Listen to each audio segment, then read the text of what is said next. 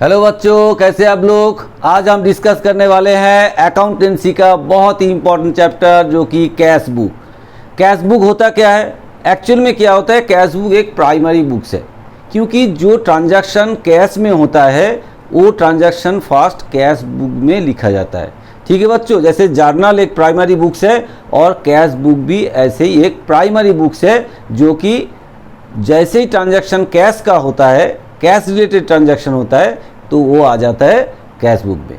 ठीक है बच्चों, कैश बुक डिफरेंट होता है, जैसे कि सिंगल कलम कैश बुक, डबल कलम कैश बुक एंड ट्रिपल कलम कैश बुक, और उसके साथ साथ पेटी कैश बुक। ठीक है बच्चों, तो सिंगल कलम, डबल कलम, ट्रिपल कलम एंड पेटी कैश बुक। इस आज हम डिस्कस करेंगे सिंगल कलम कैश बुक। ठीक है बच्चों, पहले हम एक स्ट्रक्चर बना लेते हैं, उसके बाद प्रॉब्लम देख लेते हैं, फिर सॉल्व करते हैं।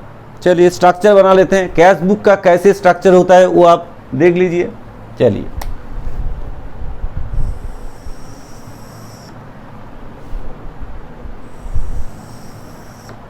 चलिए कैश बुक का स्ट्रक्चर हमने बना लिए हैं। ठीक है बच्चों, देखिए कैश बुक का स्ट्रक्चर क्या होता है। Date, particulars, voucher number, LF मतलब लेजर फॉलियो नंबर, फिर अमाउंट, फिर date, particulars, voucher number, LF, amount. ठीक है बच्चों, कैश बुक ऐसे लिखेंगे हम, और ब्रैकेट में कैश कलम, जैसे हमने कैश कलम बनाएंगे यहाँ पे ओनली, इसलिए हम लिखे हैं कैश कलम ओनली, और उसके ऊपर इन द बुक्स ऑफ जो होता है, जैसे हम लोग लिखते हैं बुक्स में, ऐसे लिखना पड़ेगा। ठीक है बच्चों, ये हमारा स्ट्रक्चर रेडी है। अब हम शुरू करेंगे। पहले हम एक प्रॉब्लम ले लेते हैं। देखिए आपका स्क्रीन में प्रॉब्लम दिखाई दे रहा है। देखिए क्या बोला है, enter the following transactions in a single column cash book 2018 में। हर दिन का दिया है डिटेल्स यहाँ पे, जैसे 1 तारीख को क्या हुआ, commence business with cash, then purchase goods from Imran for cash, sold goods for cash, purchase goods from Javed on credit, paid to Javed, purchased on machines for cash and paid its installation cost. Then 24 को हुआ received commission, paid tuition fees for son, paid salary. ये है सब transaction date wise दिया हुआ है, तो एक एक करके ट्रांजैक्शन हम यहाँ पे पुट करने वाले हैं। ठीक है बच्चों, तो आप लोग इस जो पिक्चर आपको दिख रहा है, मतलब जो स्क्रीन पे आप लोग स्क्रीन पे जो हमने प्रॉब्लम दिए उसको थोड़ा सा स्क्रीनशॉट करके लग लो, क्योंकि हम फिर प्रॉब्लम सॉल्व करेंगे तो फिर इसको साइड करना पड़ेगा। ठीक है बच्चों, चलिए फिर शुरू कर देते हैं। चलिए कैसे डेट लिखेंगे हम, यहाँ इस तरह से डेट लिखेंगे 2018 जैसे है, ईयर लिखेंगे, उसके बाद मंथ कौन सा है, मई। ठीक है, ऐसे भी इधर ही लिख देंगे हम डेट में 2018 मई। अब देखिए पहले क्या बताया गया है कि commence business with cash, business शुरू हुआ है, कैश लेके आए हैं। तो कैश लेके आएंगे तो कहाँ जाएंगे, कैश लेके आएंगे तो किस तरह आना चाहिए, डेबिट में आना चाहिए, क्योंकि जो भी रिसीव होता है, कैश अगर रिसीव होता है तो डेबिट में आएगा। अगर एक्सपेंसेस होता है, कैश आपके घर से चले जाते हैं, तो क्रेडिट में आएगा। ठीक है बच्चों, तो कैश ट्रांजैक्शन जो कैश घर में आपका आएगा वो हो जाएगा डेबिट, और कैश चला जाएगा तो हो जाएगा क्रेडिट, इस तरह आएगा। चलिए फिर क्या लिखेंगे हम, जैसे कमेंस बिजनेस विथ कैश, तो एंट्री क्या होगा, बिजनेस शुरू किया है, कैश आए हैं, किसके अगेंस्ट में, कैपिटल के अगेंस्ट में। तो हम क्या लिखेंगे, यहाँ डेट लगाएंगे 1 और यहाँ लिखेंगे 2 कैपिटल। ठीक है बच्चों, ओनर ने दिया पैसा तो ओनर का नाम नहीं लिख सकते, तो हम क्या लिखे, कैपिटल लिख दिए। चलिए कितना अमाउंट है, 30,000। ठीक है बच्चों, 30,000। नरेशन लिखना पड़ेगा, बीइंग स्टार्टेड बिजनेस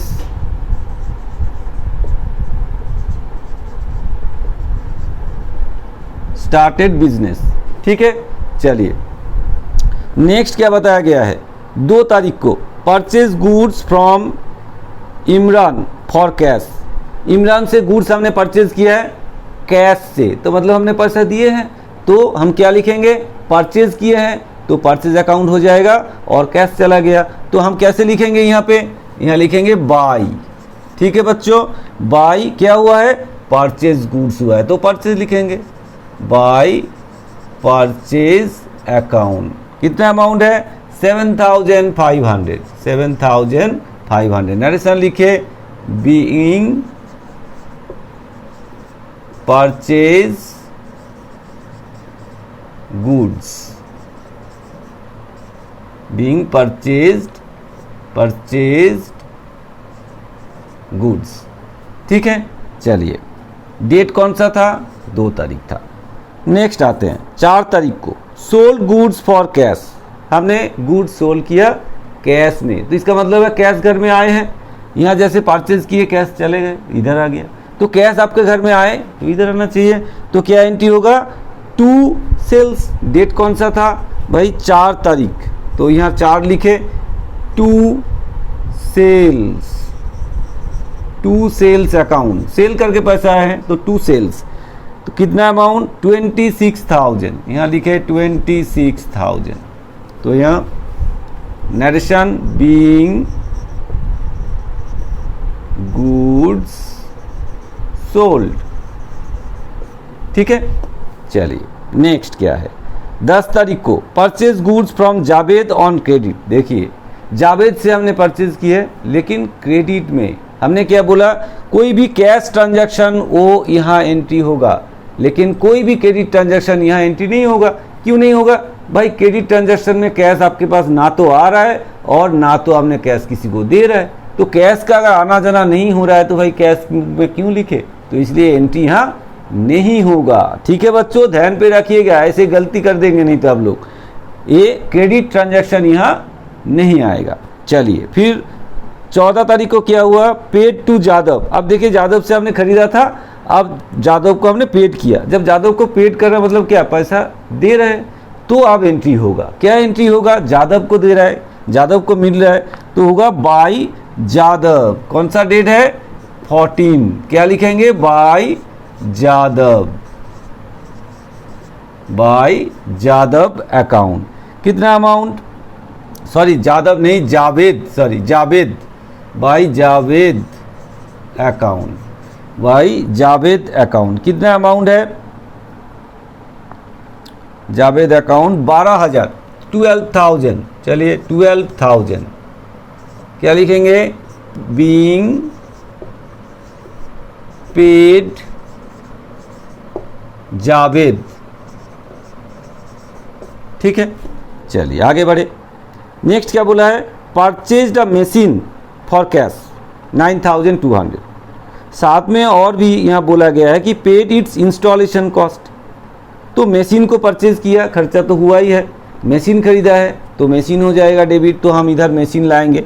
लेकिन ये जो 9,200 तो उसका कॉस्ट हो गया, और जो इंस्टॉलेशन चार्ज हमने पे किया है जो 800, उसको क्या करेंगे? वो भी मशीनरी अकाउंट में ही जाएगा। तो मशीनरी इंस्टॉल करने के लिए जो खर्चा होता है वो खर्चा भी मशीनरी अकाउंट में ही जाएगा। तो डेट कौन सा है? 18 तारीख को। तो एंट्री क्या करेंगे? Bye machinery account, bye machinery account. Amount कितना लिखेंगे? 9,200 प्लस 800, तो कितना हो जाएगा? 10,000। ठीक है बच्चों, दोनों जोड़ के लिखेंगे। तो नरेशन में बीइंग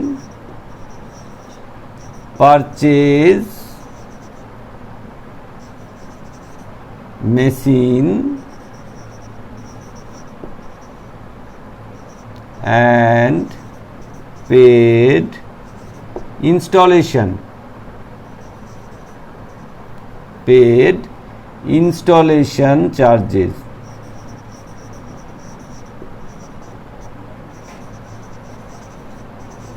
ठीक है, पेड इंस्टॉलेशन चार्जेस। चलिए फिर आगे बढ़ते हैं। नेक्स्ट क्या बताया गया? Received commission. भाई कमीशन मिला है, 24 को कमीशन मिला है। कमीशन का मतलब क्या है? कमीशन मिला मतलब क्या? कैश मिला है। कमीशन के केस में कैश मिला है। तो कैश अगर इधर आया है तो कहाँ एंट्री होना है? यहाँ लिखना है। कैश आया है इधर लिखेंगे। तो किसके अगेंस्ट में कैश आया? कमीशन के अगेंस्ट में। तो चलिए क्या लिखेंगे? 24 तारीख है ये, तो हम यहाँ लिखेंगे to commission, to commission account being receive commission being receive commission. कितना कमीशन आया हुआ है 1000। चलिए लिखिए 1000। ठीक है बच्चों, नेक्स्ट आगे बढ़े। नेक्स्ट बोला है 26 तारीख को 26, क्या बोला है, paid tuition fees for son 1500। अब देखिए ऑफिस कैश है, उस कैश से उसने क्या किया, अपना बेटे का जो ट्यूशन फीस है वो पे कर दिया। इसका मतलब क्या हुआ, उसने बिजनेस का पैसा अपना पर्सनल खर्चा कर दिए हैं। अगर बिजनेस का पैसा पर्सनल खर्चा करते हैं तो उसको हम क्या बोलते हैं, ड्राइंग। मतलब उसने पैसा उठाया तो ड्राइंग बोलते हैं उसको। तो क्या एंट्री होगा, पैसा तो आपका घर से गया तो इस साइड में ही आना है, और क्या लिखेंगे, बाय ड्राइंग, क्योंकि पैसा उठा के पर्सनल खर्चा किया है। तो यहाँ लिखेंगे बाय ड्राइंग। कौन सा डेट है 26, तो by drawing account.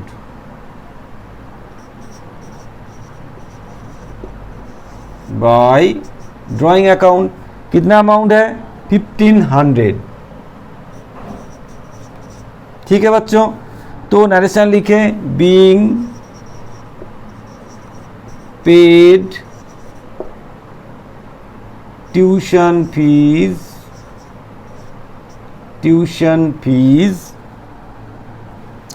being paid tuition fees of son। बेटे का ट्यूशन फीस पे कर दिया उसने। ठीक है, तो ड्राइंग हो गया। नेक्स्ट चलिए 31 को क्या बताया गया, पेड सैलरी। सैलरी पेड किया है, सैलरी पेड किया मतलब खर्चा हुआ है, सैलरी है भाई, खर्चा होगा तो इधर आना चाहिए। तो क्या लिखेंगे 31 को by salary, by salary, by salary account. कितना अमाउंट है 4500। क्या लिखेंगे, बीइंग पेड सैलरी,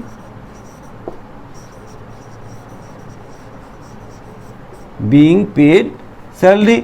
ठीक है बच्चों, चलिए जितना एंट्री था हमने कंप्लीट कर दिया है। अब क्या करना है, एंट्री सब कंप्लीट है, अब क्या करना पड़ेगा, अब इसको क्लोज करना है। कैसे क्लोज करते हैं, अब देखिए कैसे हम क्लोज करते हैं, थोड़ा ध्यान दीजिए कैसे हम क्लोज करेंगे इसको। चलिए ऐसे आप दोनों तरफ लाइन खींच दीजिए, दोनों तरफ ऐसे। ठीक है, अब देखना है भाई किस तरफ ज़्यादा है, इधर ज़्यादा है या इधर ज़्यादा है।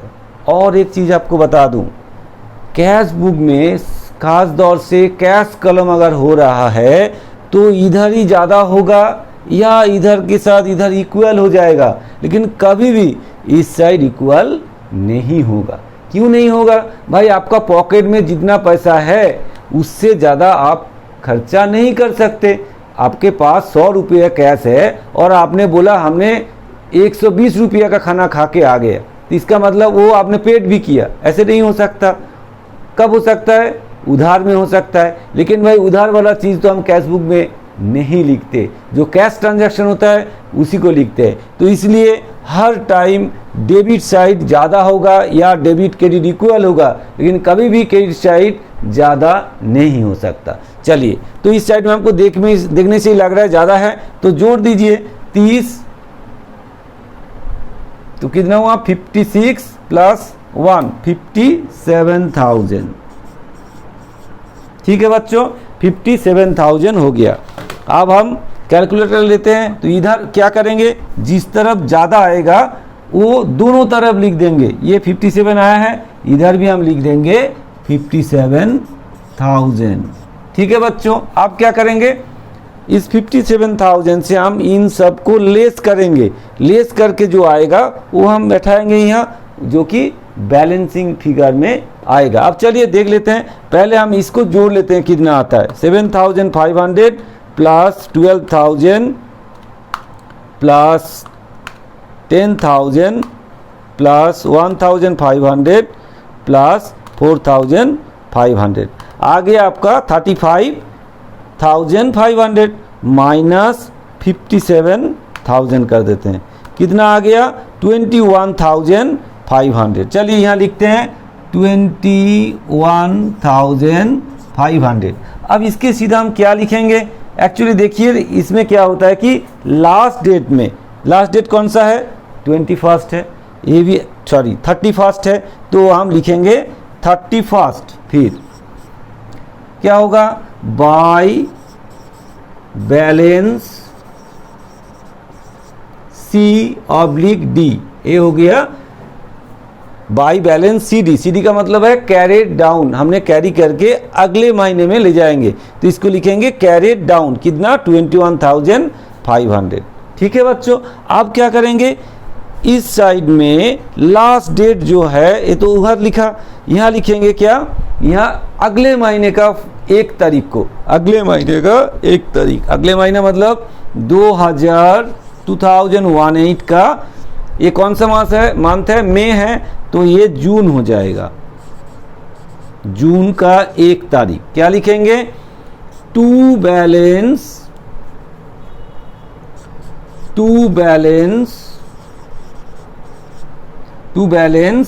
BD, यहाँ लिखेंगे टू बैलेंस BD करके, यहाँ जो अमाउंट आया था वो लिख देंगे 21,500। ठीक है बच्चों, आया समझ में? ठीक है, चलिए अगर आपको समझ में आ रहा है तो चैनल को सब्सक्राइब कीजिए, वीडियो को शेयर कीजिए, लाइक कीजिए, कमेंट्स कीजिए। ठीक है बच्चों, तो नेक्स्ट क्लास में हम डबल कॉलम कैश बुक लेके आपके सामने आएंगे। ठीक है, चलिए फिर मिलते हैं।